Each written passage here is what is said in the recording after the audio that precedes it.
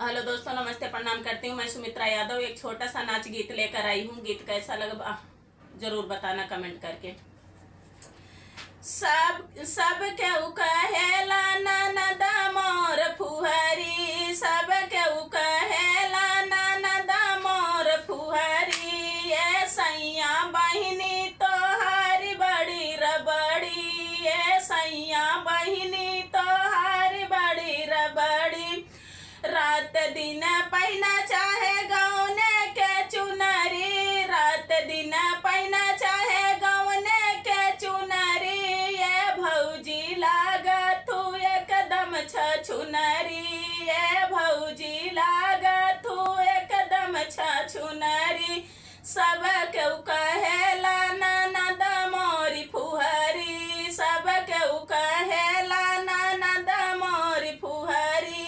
रात दिन पहिना चाहे गौने के चुनरी, रात दिन पहिना चाहे गौने के चुनरी। ये भौजी लागा तू एकदम छछुनरी, ये भौजी लागा तू एकदम छछुनरी।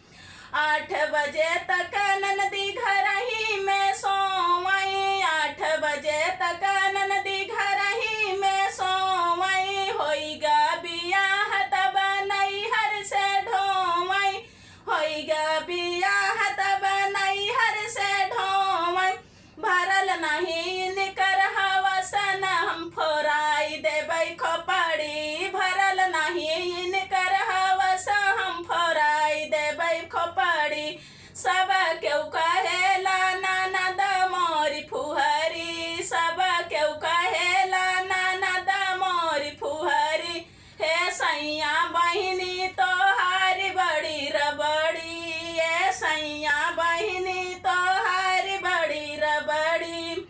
हम लई जात बटी बाप के कमाई, हम लई जात बटी बाप के कमाई। बड़ी बड़ी बोल बोला सुना जिनी भौजाई, बड़ी बड़ी बोल जिनी बोला ये भौजाई। नैहरे से लायू नहीं ये कहू गोनरी, नैहरे से लायू नहीं ये कहू गुनरी। ये भौजी लागा तू एकदम छछुनरी, ये भौजी लागा तू एकदम छछुनरी।